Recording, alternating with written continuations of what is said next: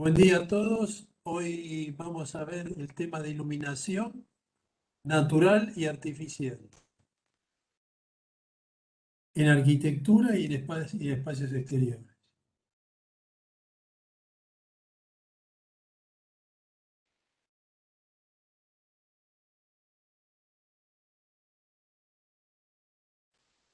Bien, en principio vamos a ver un poco una introducción, la normativa vigente en estos temas, qué se entiende por iluminación natural, la evolución histórica del uso en la arquitectura de la iluminación natural, las estrategias de iluminación natural en el diseño integral, como la captación de la luz natural, cómo es la transmisión, cómo es la distribución y el control de la iluminación natural. Y después de cómo protegerse de la radiación solar que es simultánea. Y después vamos a ver, analizar una serie de obras con iluminación natural. El otro tema, que es iluminación artificial, vamos a ir más enfocados ya directamente a la planificación de un proyecto, digamos, con las tres preguntas, ¿no? De qué iluminar, con qué iluminar y cómo iluminar.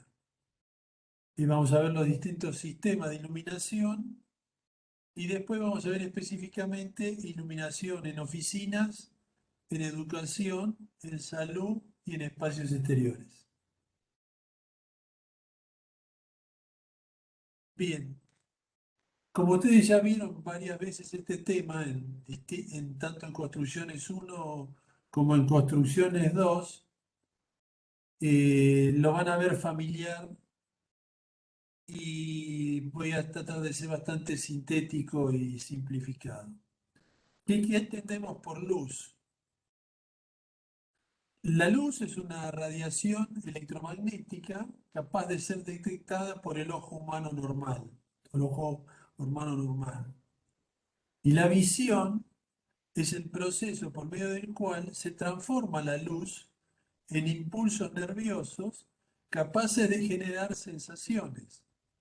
El órgano encargado de realizar estas funciones es el ojo. O sea, en todo el espacio tenemos estas ondas electromagnéticas, como ven el diagrama del espectro en la foto superior, y tan solo entre los 400 nanómetros y los 750, 800 más o menos nanómetros, que es el espectro visual de la luz, es lo que nosotros vemos. Otros seres andan en otra frecuencia. Algunos se superponen, por eso los vemos.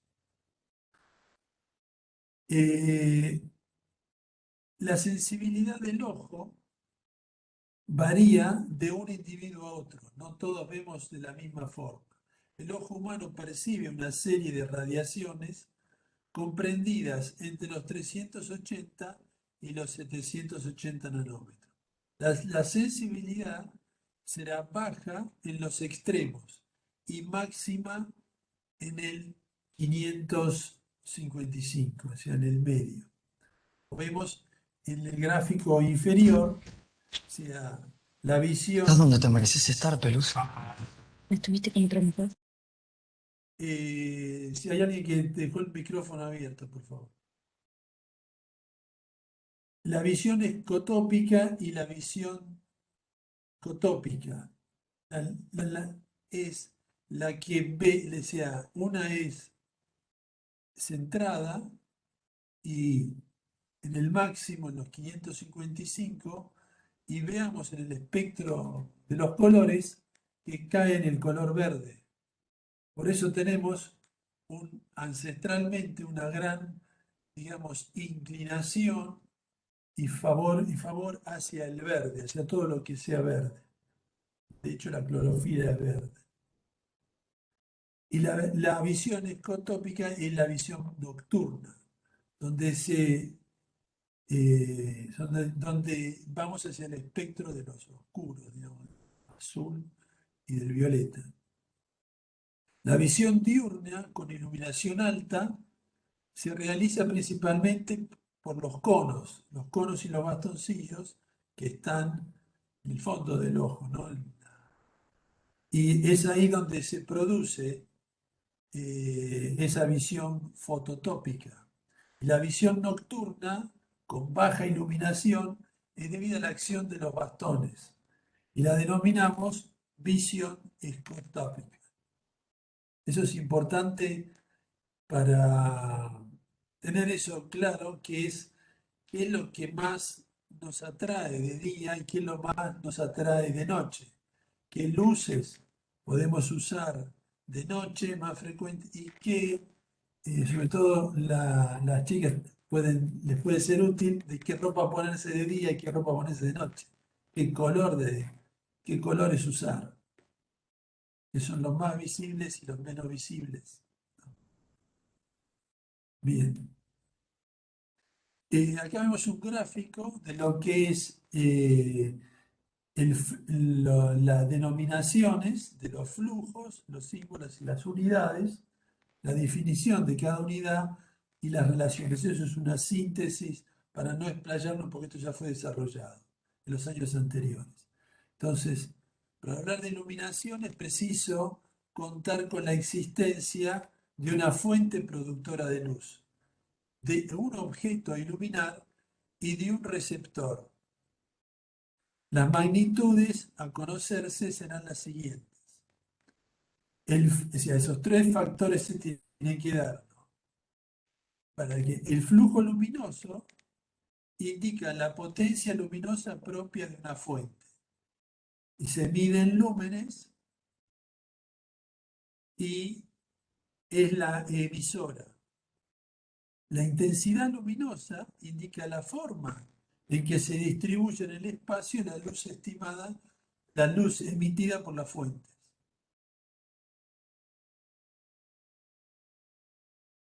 La iluminancia es el nivel de iluminación en la cantidad de luz en lúmenes por el área de superficie afectada, o sea, los lux en lúmenes por metros cuadrados. Y esto es lo que nosotros, con lo cual nosotros vamos a trabajar, que es sobre las distintas superficies, cuántos lux recibimos de iluminación. Y eso se mide con un luxómetro. Es una herramienta que nos sirve para manejarnos sobre los espacios ya definidos. Una vez que trabajamos sobre espacios definidos y queremos ver si lo que proyectamos está bien o no, o si lo que tengamos que proyectar, qué es lo que necesitamos, qué es lo que hay en defecto, qué hay en exceso. Eso es el luxómetro. Aparatito económico y muy útil para trabajar. Y la luminancia es una característica propia del aspecto luminoso de una fuente de luz o de una superficie iluminada en una dirección dada. Es lo que, eh, es lo que produce en el órgano visual la sensación de claridad, la mayor o menor claridad con que vemos los objetos igualmente iluminados depende de su luminancia. Podemos decir que lo que el ojo percibe son diferencias de luminancia y no de niveles de iluminación. Acá vemos lo que es el luxómetro digital. Es un aparatito que en el...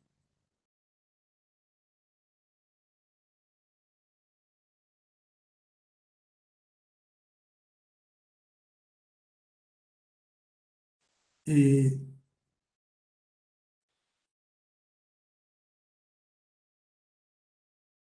¿quién está dibujando sobre la pantalla?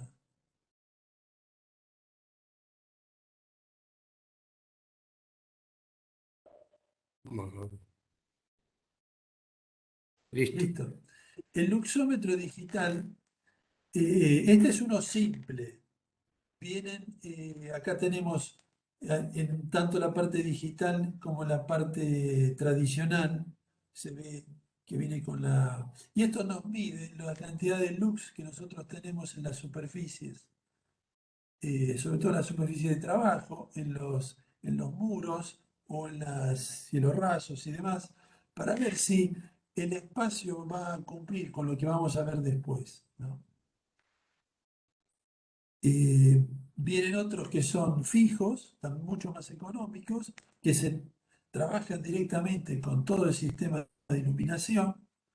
Vamos a ver también más adelante cómo es esto de trabajar luz natural con luz artificial. Bien, ¿cuál es la normativa que rige todo este tema, digamos, de la iluminación?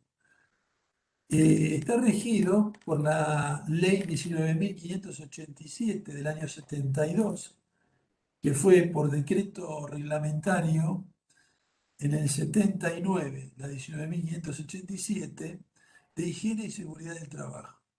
En esta ley vamos a ver una serie de capítulos y anexos que cubre no solo la iluminación, sino lo que es instalaciones eléctricas, lo que es ruidos, lo que es seguridad en el trabajo, muchos aspectos de que tienen que ver con nosotros en la proyectación y en la ejecución de la obra de arquitectura. El capítulo 12 trata específicamente sobre iluminación. La intensidad mínima de iluminación medida sobre el plano de trabajo, ya sea este horizontal, vertical o oblicuo, y está establecida en la tabla número 1, de acuerdo con la dificultad de la tarea visual, y en la tabla número 2, de acuerdo con el destino del local.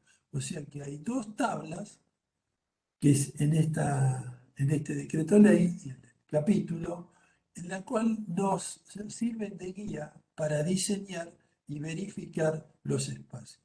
Tanto, como dice, en la ejecución, si son el nivel de agudeza del trabajo, como toda la función, todas las distintas funciones y actividades que tenemos, inclusive dentro de su grupo. A la derecha podemos ver todas las normas IRA que rigen lo que es tanto la iluminación artificial como la iluminación natural, como la producción de artefactos y la disposición de los artefactos. Esas son todas las distintas normas IRA. Están acá. Esta tabla, la tabla 1, como podemos ver a la izquierda, trata sobre los lux, como habíamos dicho, como medimos la intensidad lumínica, que necesitamos para la visión ocasional, para las tareas más fáciles, ¿sí? Lo menos los 100 lux, y de ahí vamos creciendo en necesidad de iluminación y en rigor de trabajo, ¿no? Como podemos, esto lo pueden bajar, lo vamos a poner en el campus y ahí van a poder ver todas las tablas en las cuales se tienen que basar para proyectar. Con las tareas más, digamos, si lo menos eran los 100 lux, las tareas más severas, prolongadas y más detalladas entre 1500 y 3000 lux, como son las inspecciones mecánicas, las cuestiones más delicadas, la fabricación y demás. Y en la tabla número 2 vamos a ver todo un elenco, es muy larga, yo puse solo un pedacito, de función por función y local por local, los lux necesarios mínimos que necesitamos. De ahí en más, esto es por ley, de ahí en más queda a criterio del proyectista, de las necesidades o no, o del cliente, de las necesidades o no de tener más o menos luz. Pero el mínimo hay que cumplirlo. Por eso es importante saber de dónde viene y por qué lo debemos respetar. Porque lo tienen todos los países. Acá vemos unos gráficos hechos por Andrea Patini en el 2005, es un investigador, que tomó las normativas de una serie de países en el mundo y las comparó, por ejemplo, en el gráfico de la izquierda, que es lo que es la iluminación en las aulas. Y vemos Argentina, si no lo pueden ver, está en el extremo izquierdo. El primer bastoncito es de Argentina. Y está posicionado regularmente, digamos, está bien posicionado en lo que es la iluminación general. Y cuando vamos a ver sobre el plano de trabajo, eh, que no lo subí. Podríamos asimilarlo con el de las oficinas, plano de trabajo. Podemos ver que es similar. Eh, Ahí ya no, entre lo que se necesitaría por ley y lo que realmente cumple, estamos en déficit. En el ejemplo de las oficinas estamos digamos, a nivel general estamos en déficit. Porque si pueden ver, los otros países están mucho más elevados y nosotros estamos en déficit. O sea que no se invierte mucho en iluminación, pero sí en el plano de trabajo se cumple con el plano de trabajo. Y en lo que es la iluminación directa o digamos cercana, en el plano, no en el plano de trabajo, sino en el proyectual, o sea, en las PC, ahí estamos por sobre lo necesario. Eso fue en el 2005. Cambió la tecnología y ya las pantallas no reflejan, o sea, tienen sistema antirreflejante. ¿Por qué era necesario tener por sobre el nivel? Para eludir esa reflectancia que tenía. Entonces, eso ya no es más necesario. Si proyectan hoy, los luz son mucho menores. No es tan necesario. Eso más que nada lo traje para ver, comparado dónde está Argentina con respecto a los países limítrofes sudamericanos, en la normativa y respecto a la normativa, que es lo que nos rige como profesionales. Bien, vamos ahora a tratar del tema de iluminación natural. La iluminación natural contribuye a la puesta en marcha del sistema circadiano. O sea, el ser humano tiene un sistema por el cual de día, digamos, realiza actividades y de noche descansa. Ese, ese círculo, ese sistema, el sistema circadiano, está dado por la luz, por la luz diurna, ¿cierto? También la luz natural contribuye a la calidad de iluminación de un espacio. Y vamos a verlo cómo esto afecta directamente. ¿Y por qué es tan importante la iluminación natural por sobre la artificial? Porque es la más homogénea. No logramos artificialmente nunca lo que logramos con la luz natural. La luz natural tiene una mayor tolerancia en situaciones de deslumbramiento que si la fuente fuese artificial. Deslumbramiento cuando tenemos luz en contra y demás. Toleramos mucho más la luz natural que la luz artificial. Produce importantes ahorros energéticos cuando se utiliza la luz natural controlada como fuente de iluminación de un espacio.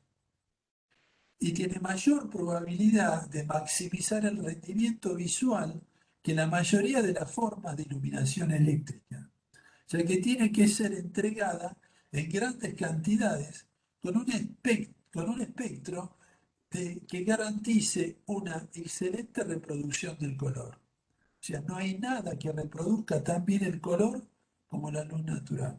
No hay nada que nos ilumine, que nos beneficie, que nos aporte nos aporte salud en el tema vitamínico, en el tema emocional. O sea, tiene todas a favor, porque forma parte, porque es natural, porque forma parte del ser humano. ¿Cuáles son los contras que tiene la luz natural?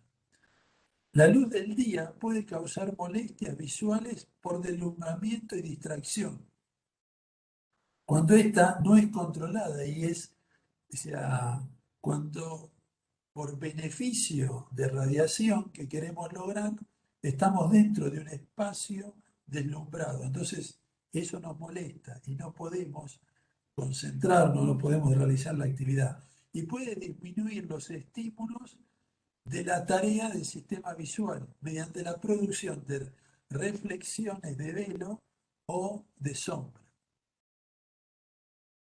La eficacia de la luz natural y la luz de la luz del día para obtener un rendimiento visual óptimo dependerá de la forma en que se entregue.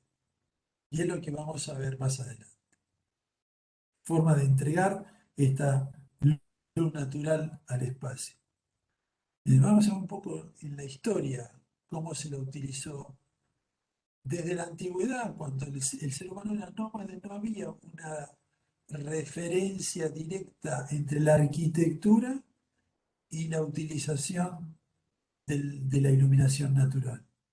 Porque al moverse, no, la orientación era más pensada en otros aspectos, no en el aspecto de cuando uno se estabiliza.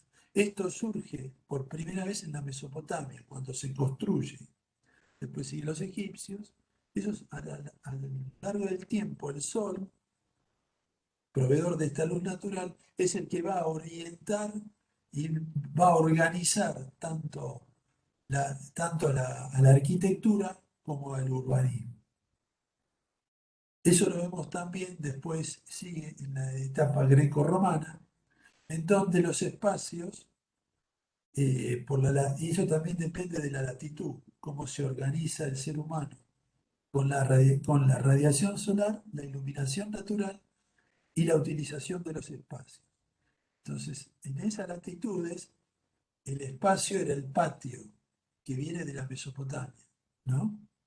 Eso, por miles de años, miren, porque es el espacio que permitía esa referencia directa, digamos, de los fenómenos atmosféricos y la abertura o cierre del interior-exterior de la vivienda. En la época romana, digamos, el panteón fue digamos, podría decir, la referencia más notoria de una utilización distinta de las de luz, no como utilitario, sino como escénico. Y eso empieza a utilizar, porque el teatro era abierto, no era cerrado. Entonces el primero es el panteón, donde empieza a haber ese uso escenográfico de la luz natural en el espacio interior. La segunda gran etapa es durante el medioevo, donde esa necesidad de iluminación, de luz, de contacto con el exterior, se da a través de los templos, sobre todo, de la iglesia. Entonces la penetración de esa luz no se da a través de un solo punto o de un punto específico, sino a través de la envolvente. La envolvente es la que empieza a tener, gracias a la aparición de una especie de vidrio transparente que permitía la entrada de esa luz natural con distinta luminiscencia y distinto uso del color. Y permitía también la escenografía, ¿no? Como podemos ver en estos ejemplos. Y ya vimos cuando vimos envolvente, ¿no? La importancia de la envolvente y acá, pero se trata más sobre la entrada de la luz natural. Siguiendo en la historia, durante todo el medioevo, lo único que esto fue utilizado era en los templos, mientras que en la vivienda todavía, si bien en la Roma antigua ya había vidrio, eh, por ejemplo, desde las excavaciones en Pompeya se encontró pedazos de ventana de bronce y pedazos de vidrio. O sea que ya ellos conocían el cerramiento de vidrio. Pero durante todo el medioevo, no, salvo las iglesias, el resto se cerraban las ventanas con madera, con pórticos de madera, uno o dos puertas para tener más luz. Y es a través del Renacimiento que vuelve ese uso clásico del espacio patio como referencia lumínica del paso del sol y de la entrada y salida de luz. Y a su vez de la iluminación de dos lados de un mismo ambiente, la doble iluminación, que de eso no existía en el medio. Porque el medioevo era cerrado con alguna ventanita, porque no, la gente toda era pobre y no tenía para cerrar con vidrio. Bien, esa es la revolución industrial donde se desarrollan dos procesos simultáneos. Por un lado, la tecnología crece exponencialmente y la parte ingenieril con el hierro y el vidrio industrializado, pero por el otro lado, las ciudades quedaban casi medievales y con todos los problemas que conllevaba la falta de una iluminación natural sobre los ambientes.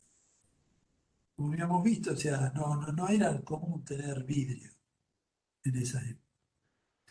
Pero surge a partir del 1800, en Francia y en Inglaterra, tanto en Francia como el plan de Haussmann, como los regentes de Inglaterra, que o sea, por eso la arquitectura y el urbanismo van juntos en este desarrollo de la apertura y la higienización del espacio.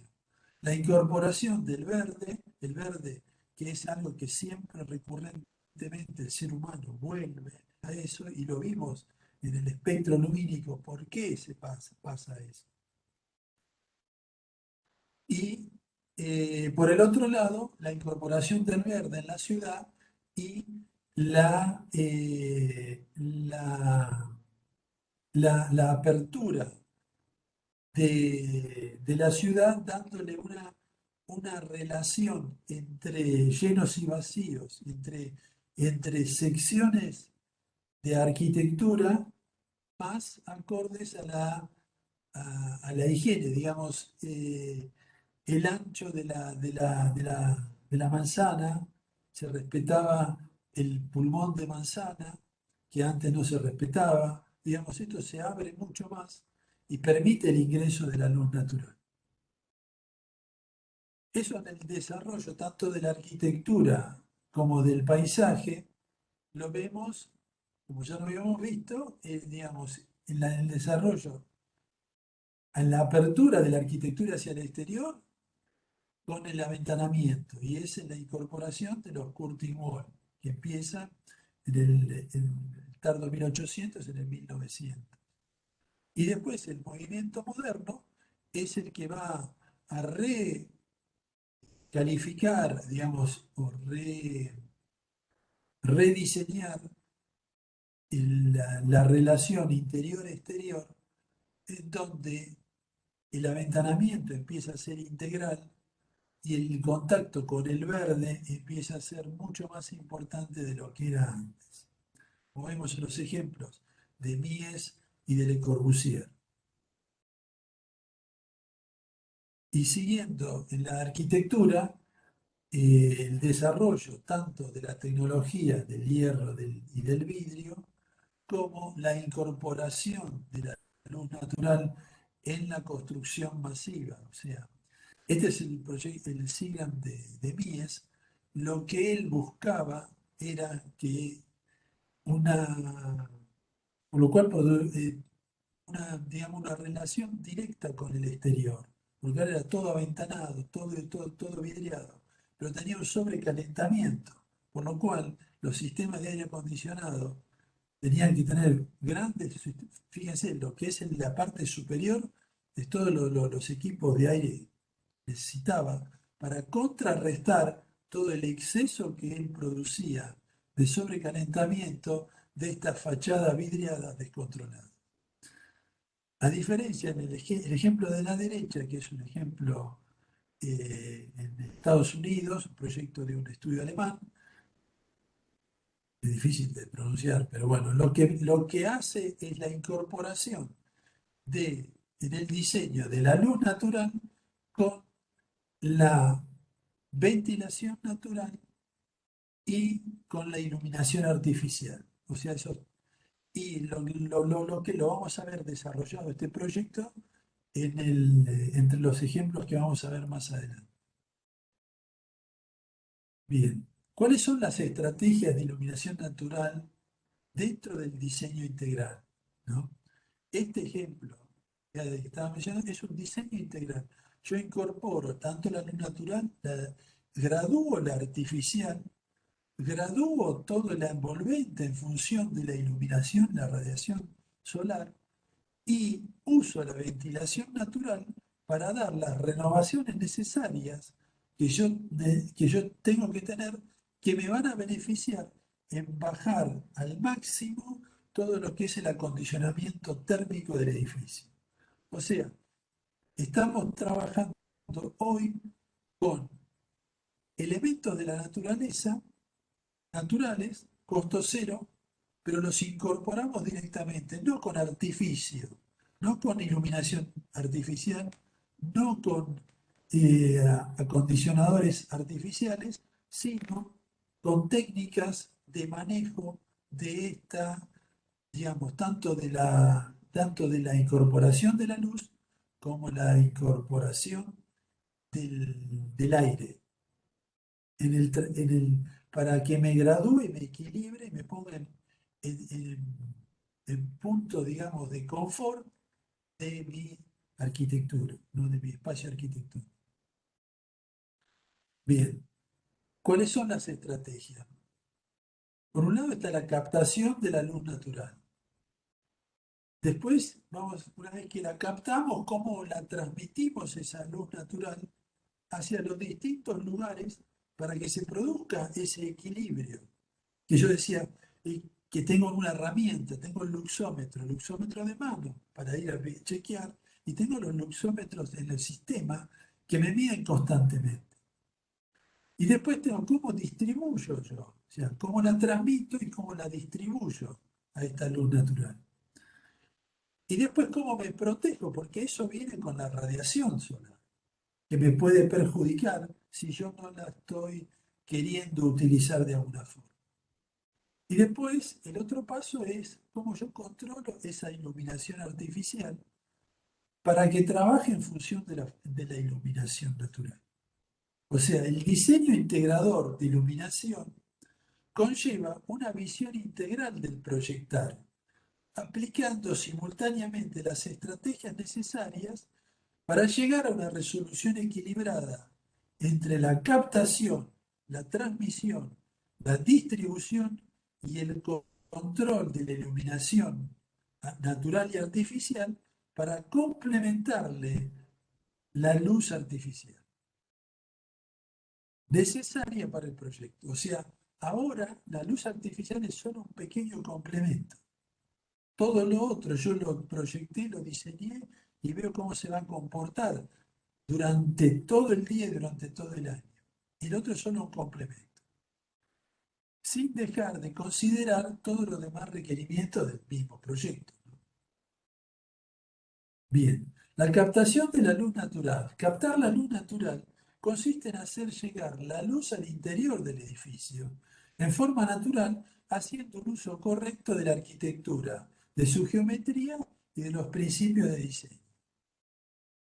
Como podemos ver en los gráficos de la derecha, ustedes lo pueden ver, es esa radiación, o esa iluminación, mejor dicho, una parte es absorbida, una parte es transmitida, otra parte es reflejada y otra es difundida. De acuerdo a cómo, de qué estrato está, si está, digamos, a nivel sobre las nubes, debajo de las nubes, sobre los árboles, debajo de los árboles, en el frente de la arquitectura y en la entrada de la arquitectura, ¿no?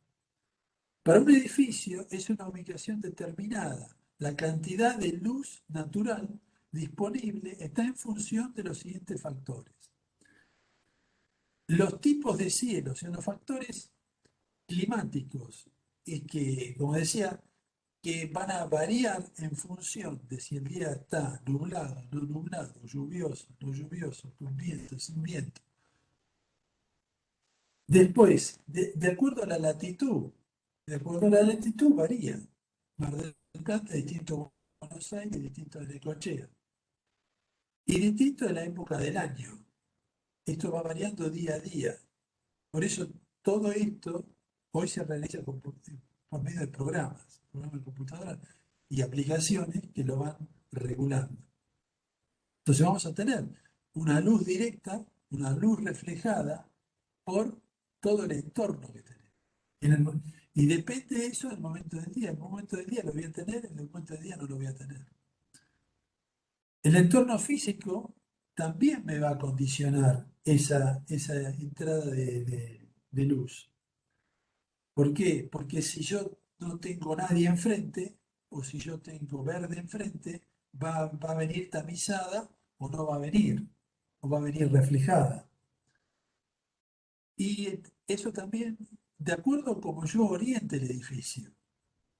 La orientación mejor para aprovechamiento de luz natural es longitudinalmente este-oeste y de frente al norte.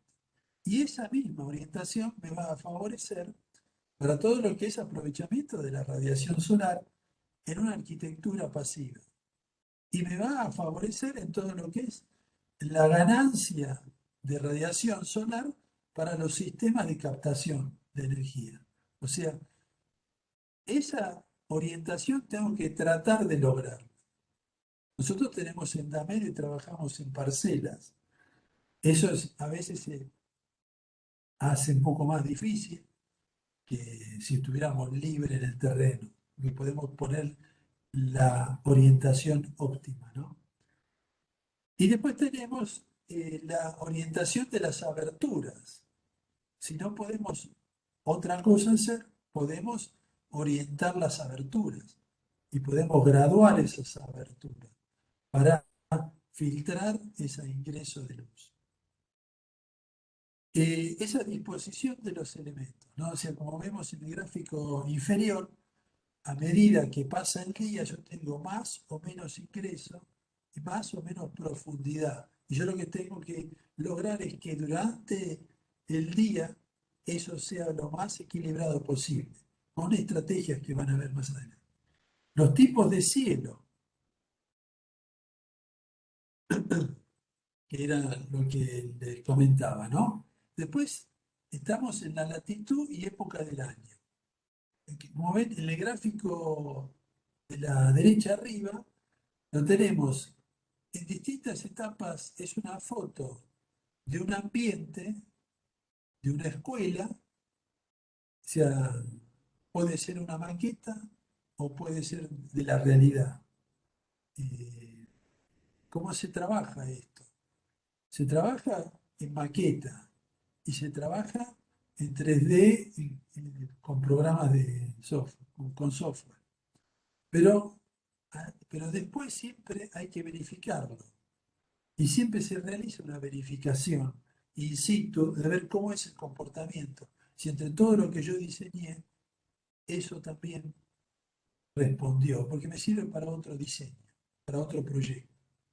Entonces, yo veo acá en la imagen inferior cómo está ubicada respecto a la orientación y cómo durante el año me va a venir afectado, qué aventanamientos van a venir afectados y en qué intensidad. Y el gráfico de la izquierda, que se ve los looks en el momento del día, esto es con un software, yo hago el 3D, lo someto a ese software y me da los looks que yo voy a tener en distintos planos. El plano inferior, puedo ver el plano al metro 80, perdón, a los 80 centímetros, el plano de trabajo, 90 centímetros, y puedo ver el nivel del cielo raso. Cuánta luz llega. Y de ahí pues, empiezo a trabajar y a moldear este espacio interior o el aventanamiento. El entorno físico del edificio, o sea, todo lo que yo tengo que me rodea, o sea, todos los obstáculos que tengo. Si tengo edificación, Si tengo verde, lo que tenga, eso me va a reducir o me va a ampliar esa ventana que yo tengo. Y si yo voy a tener o no iluminación directa, no sobre el plano de trabajo, que es lo importante. ¿Por qué el plano de trabajo es importante? Porque está legislado por una ley nacional y está en todo el mundo, es igual. Porque tenemos que cumplimentar con eso. ¿Por qué? Porque es una necesidad también. Bien, y después la orientación de las aberturas. ¿Dónde yo lo voy a abrir este espacio, este volumencito chico primero o este edificio? ¿Lo voy a abrir de costado? ¿Cuánto? ¿Para beneficiarme en qué? ¿Lo voy a abrir de arriba? ¿Lo voy a abrir, digamos, en forma longitudinal? ¿En forma, digamos, cuál es la variación que voy a hacer? Voy a trabajar. Por eso lo tengo que estar trabajando continuamente en 3D, en maqueta y en 3D en la computadora. Bien. ¿Cómo se produce esta transmisión de la luz natural? Transmitir consiste en favorecer la penetración de la luz al interior del local, a través de los elementos arquitectónicos, la geometría y las estrategias de iluminación. Esta transmisión de la luz natural está influenciada por las características de las aberturas, tales como su posición, su dimensión, su forma, el material de transmisión utilizado en ellas. ¿Sí? ¿Qué tipo de vidrio yo utilizo? ¿Vidrio doble, triple, vidrio simple, otro material que no sea vidrio? Eso me va a influir en cuánta luminiscencia entra, cuánta viene reflejada y cuánta radiación entra y cuánta viene reflejada. Tengo que trabajarla con las dos cosas al mismo tiempo. O sea, si ese aventanamiento que yo tengo lo voy a hacer unilateral, cuando el local tiene aberturas en una de sus paredes solo, bilateral cuando tengo aberturas en dos paramentos, sobre dos paredes. La combinación de esto con una luz cenital y lateral resulta favorable para la distribución y uniformidad de la luz. Yo siempre tengo que buscar que tenga dentro del espacio, pero sobre todo del plano de trabajo, una uniformidad de luz. Es distinto que donde yo busco una escena. Entonces busco un clima, una situación. Pero cuando yo estoy proyectando lugares de trabajo, esto tiene que ser uniforme, porque ya vimos por qué. No es solo por el tema de la producción, sino es por el tema de la salud de la persona que está trabajando. Que nada. Y después puede ser multilateral. Podemos tener varias aberturas y podemos tener combinación con cenital o no, como se ve acá en los gráficos. Después las aberturas puedo hacerle modificaciones. Como vemos en el gráfico, arriba es una ventana sin, le llaman como mesada, panel, que está a la derecha, que se corta la ventana para beneficiar el rebote de la onda lumínica que pegue sobre el cielo raso y que vaya hacia la profundidad. Porque yo tengo una profundidad de iluminación, como vemos en los gráficos, estos tres vertical, de lo que es directamente. Pero yo puedo lograr eso más desarrollado hacia el interior del espacio con con estas, digamos, equipamientos en el aventanamiento. Vamos a ver los ejemplos. Bien, la distribución de la luz natural se produce y consiste en dirigir y transportar los rayos luminosos de manera de crear una buena repartición de la luz en el interior del espacio. Esta distribución armónica de la luz en el interior de un edificio puede ser promovida a través de diferentes factores, como los elementos de distribución de luz, que pueden ser artefactos, que me sirven, pues, en los dibujos que están acá en la parte inferior, las características de las superficies interiores y finalmente la organización del espacio interior, que yo lo organizo de tal forma de no incorporar barreras que no me permitan esa uniformidad de iluminación. La luz natural puede entrar a un espacio de manera directa o indirecta, como vemos en el gráfico del medio. O sea, indirectamente, a través de, de ese estante que se le coloca a la ventana, el aventanamiento, ese estante puede ser opaco, puede reflejar, puede absorber, o puede ser que permita eh, gradualmente pasar. En el caso de que la luz indirecta, su distribución luminosa es más homogénea, ya que se utilizan las reflexiones de los rayos luminosos sobre una o más superficies, generando protección contra el deslumbramiento. Por eso la importancia de los colores y del tipo de superficies que yo tengo en los espacios interiores.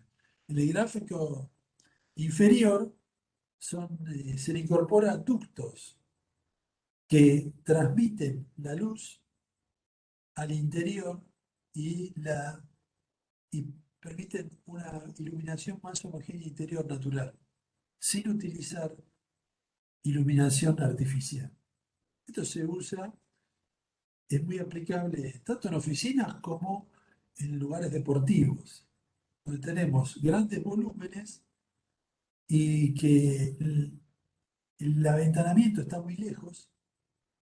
Y entonces para tener iluminación dentro de las canchas, en el medio, no lo logramos solo a través del artificial. Bueno, a través de estos elementos se puede lograr, y hay muchos ejemplos, cada vez más, de perforar la cubierta para permitir el ingreso de luz natural durante gran parte del día.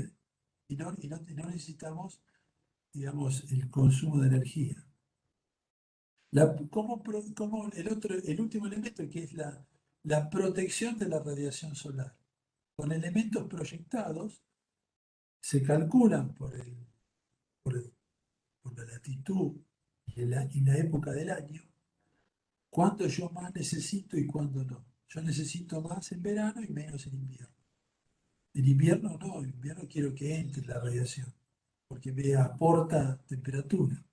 Protegerse de la luz natural consiste en detener parcial o totalmente la radiación solar, cuando ésta presenta características negativas para la utilización del espacio, evitando así el deslumbramiento y el sobrecalentamiento de los espacios interiores. Las ganancias solares son importantes durante la estación invernal, no así en la época de verano, ya que sumado a las ganancias internas se produce un sobrecalentamiento de los espacios interiores de los edificios, provocando incomodidad a los usuarios. O sea, si en el diagrama de confort buscamos estar dentro de los 18, 20 grados, 22 grados durante todo el año, eso en verano va, ¿cómo podemos, qué estrategia podemos utilizar para no necesitar un sistema de refrigeración artificial? Y mediante el cual nos permite evitar las ganancias excesivas de la radiación solar. Para evitar este sobrecalentamiento, es recomendable la utilización de dispositivos de protección exterior que bloquean los rayos, evitando la penetración del calor. Y el último aspecto es cómo yo controlo la iluminación artificial y cómo yo controlo la totalidad de la iluminación. O sea, a partir de las necesidades de los ocupantes, se genera la cantidad y distribución de luz artificial necesaria en función de la luz natural disponible. O sea, yo la luz natural disponible es lo primero que entra en el cálculo.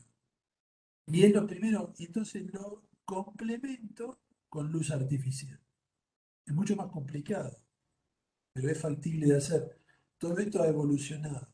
Cuando yo empecé a estudiar estos temas, sobre todo la arquitectura bioclimática y pasiva, era aleatorio. Hacíamos maqueta, todo era maqueta. Y entonces lo llevábamos. En Buenos Aires tiene un heliodón. El heliodón es un aparato por el cual emula el recorrido del Sol durante el día. Después hay cajas de luminiscencia, digamos, donde la luz no es directa, sino que es como si fuera a través de una nube. Entonces yo con la maqueta ahí se veía si lo que yo estoy haciendo estaba bien o mal. O sea, hay tres objetivos principales para el empleo de sistemas de control del alumbrado artificial en, en respuesta a la luz natural. Conseguir un ahorro de la energía, lograr economizar en costo de las instalaciones y conseguir el confort visual de los usuarios. Tenemos todo a favor si la tenemos en cuenta dentro de la ecuación. Los sistemas de control para la iluminación en respuesta de la luz disponible son sistemas que actúan automáticamente, controlando la iluminación artificial en función de la luz natural disponible en el espacio. Por eso, vuelta al luxómetro.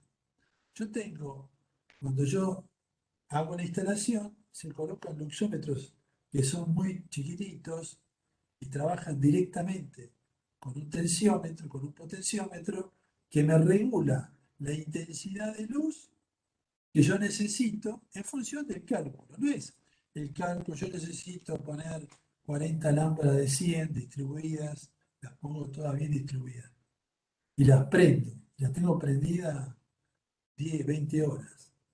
Con este sistema, abriendo la ventana, protegiéndola de la radiación, yo no necesito tener por ahí en 2, 3 horas nomás el consumo de energía para iluminación artificial.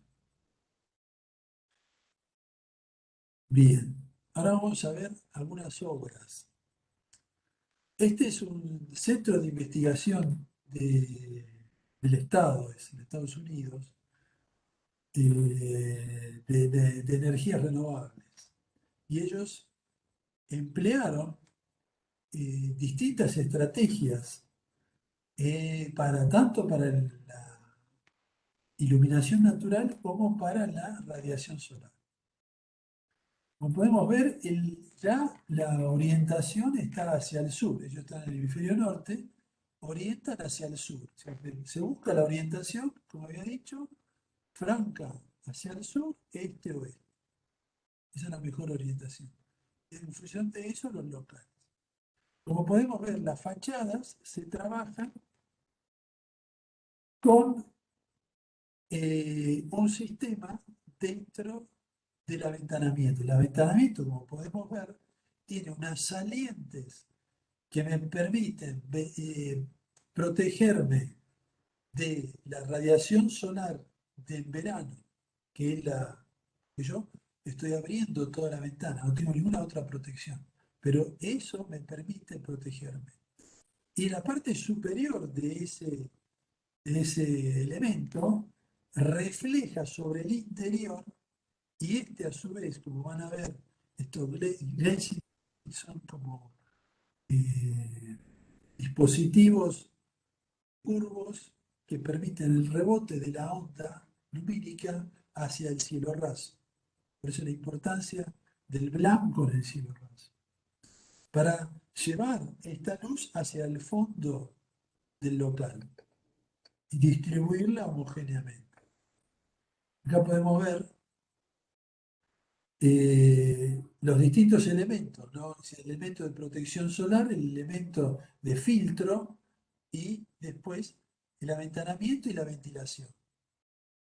Todo trabajando a distinto momento del día y distinto época del año. Y acá vemos una síntesis, digamos, tienen paneles solares en la cubierta y después aprovechamiento de la luz natural en todo lo que es los ambientes, dándole homogeneidad, y a su vez utilizan radiante digamos, geotérmica para la calefacción y reciclan el agua de lluvia para el uso. eh, Creo que este laboratorio lo usa hasta para, no es bebible, pero todos los otros, no solo el sanitario. Bien, este es otro ejemplo, que es el centro de Adidas en Alemania, en Helmsbraufen, Brausenschatz. Lo que ellos desarrollan es un atrio, como podemos ver en la foto aérea, es un atrio que les sirve como estar cubierto por este material plástico, como los centros deportivos de China, que permite una un ingreso de la radiación solar, un ingreso de la luz solar, de la iluminación natural, pero no pérdida. Y eso lo distribuye homogéneamente, como se ve en la foto. Ese material plástico produce una luz homogénea dentro del espacio. Y como podrán ver en otras imágenes, no necesita iluminación. Lo usan durante todo el uso del día, trabajo mayormente de día, y solo en las circulaciones donde tiene iluminación. En estos puentes, unos puentes de unos 50 metros más o menos, para ir de un lado a otro, para cruzarse de un grupo a otro. Y es una estructura metálica y hormigón combinado, esos puentes. Este otro ejemplo es otro instituto de ciencia dentro de la Universidad de Oregon, donde utiliza iluminación cenital, natural cenital, a través de estos LUDER, que es parasoles que se mueven durante el día y reflejan hacia el interior, digamos, dándole una luz homogénea. Y ven que todos los ambientes que dan sobre ese atrio están totalmente abiertos. Entonces yo tengo, como el anterior, ¿no?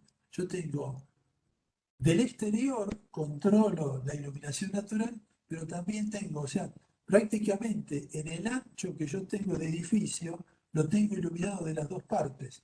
Entonces la zona de trabajo está homogénea, no tengo conos, sino viene una iluminación homogénea, natural, interior.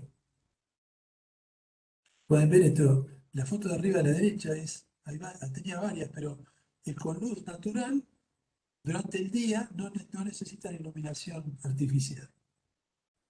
Seguro, después, si siguen después en el día, de noche, lo necesita, pero se ahorró todo el día. Esta es la misma situación de generar ese atrio cubierto, iluminado, controlado, que me sirve también como evacuación para la ventilación de los ambientes. Y como vemos desde el exterior cómo controla y se divide la ventana para que la parte superior refleje sobre el cielo raso. Esa es la estrategia. Reflejar sobre el cielo raso y llevar y direccionar la luz natural hacia el interior y protegerme en el verano. Esos a veces tienen también lugar de inclinación que permite con el ángulo que está, si bien está fijo, que en determinado momento del día del año la luz pasa normalmente y cuando esto empieza a ser radiante, que es en verano, viene protegido. Y entonces vemos el espacio interior. ¿Ven que no tiene artefactos? Esto es el lugar de trabajo, como decía, de la cara exterior y la cara interior, ¿no? Ese elemento, a ver si había otro detalle, refleja sobre el interior y esto en el interior permite que lo que entra O sea, porque si no, inventaría también sobre sobre la parte de trabajo. Rebota sobre el superior, sobre el cielo raso. Este es otro ejemplo en Atlanta, es un museo que hace el italiano, bueno, se me fue el nombre. Lo deben conocer, es una obra relativamente ya tiene un tiempo. ¿Y qué es lo que él incorpora, Renzo Piano? Renzo utiliza estos elementos, como habíamos visto, que direccionan la luz. O sea, la captura en un lugar y de acuerdo a la envolvente interior que tiene, la potencia y la dirige y la emite hacia el interior, logrando así un control lumínico homogéneo del espacio interior, ¿no? Como es el interior. Pueden ver con iluminación natural lo que logra de ese espacio interior. Es decir, está solo iluminado, eso se puede controlar también. Ese tubo se controla cuánta luz yo le dejo pasar y cuánta no. Es como si fuera un spot. Bien, y este es el otro ejemplo de este centro, que son tres funciones. Una es una biblioteca, es una zona de estudio y oficinas que lo, el- lo trabajan las envolventes, de acuerdo a la función son distintas y de acuerdo al uso y de acuerdo a la orientación son distintas, como podemos ver en la imagen. El volumen superior, el, el- el- el interior es, como podemos ver acá abajo, son los tres volúmenes grandes y un espacio, un atrio, siempre se vuelve sobre este tema del atrio. Hay decenas y decenas de ejemplos actuales, siempre se trabaja sobre este atrio. Entonces, me permite balancear entre la luz de afuera y la luz de adentro. Entonces el atrio está cubierto y yo trabajo sobre él.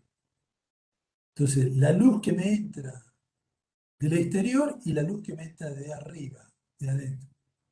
Pero a su vez, eso me sirve como de cañón para eliminar todo lo que es exceso de calor, sobre todo en verano, para la ventilación natural. O sea, yo la dirijo con el cerramiento, pasa a través del ambiente. La normativa actual, que se está ya en funcionamiento en Europa, debido a esto del COVID, aumenta el 50% las renovaciones de aire. Renovaciones que hay que abrir la ventana. O sea, hay que abrir mucho más la ventana. Y eso produce corriente de aire, pero yo tengo que controlar. ¿Cómo yo controlo que no me produzca disconfort ese aventanamiento? Este es un muy buen ejemplo de esto.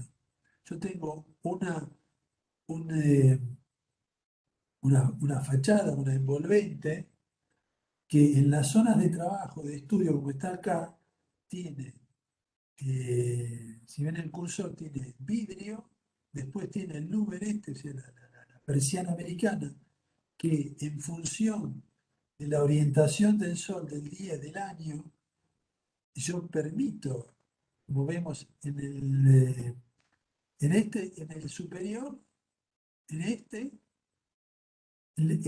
bloqueo el ingreso de la radiación solar y paso solo a la lumínica y a través de esto entra la ventilación.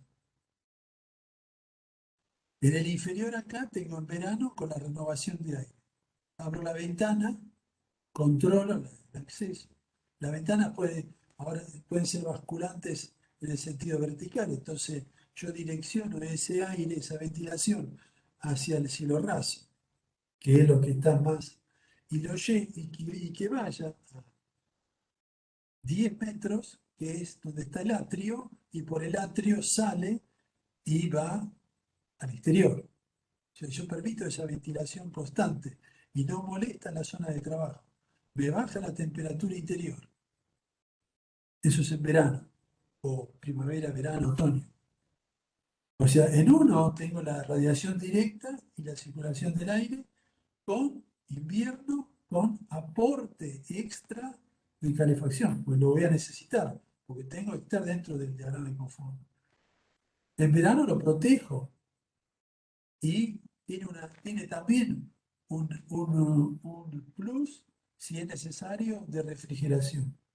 Lo calculo, pero por ahí no lo necesito. Y estas son las imágenes exteriores, interiores de esos espacios de trabajo, ¿no? Esos son vidrios que están por fuera y los louvers estos, las persianas esas en el medio. Ahora, ¿cómo lo limpian? No lo sé. Lo estuve buscando para ver cómo limpian esos vidrios. No lo sé, pero si invirtieron 15 millones de dólares en este edificio, algún sistema habrán inventado para la limpieza. Creo que la separación, el no tener los vidrios pegados, es algo que se está usando mucho ahora, como barrera, como defensa, como límite exterior, el vidrio, que es un vidrio especial antirrotura, blindex, por lo general de 2 capas con metal en el medio, eh, como defensa. Ahora, con el tiempo, eso se empieza a llenar de polvo o eso se empieza digamos, a rayar, perder esa parte translúcida. Eso no sé cómo lo controlo. No hay muchas descripciones en los ejemplos. Bien, esto va a ser por hoy.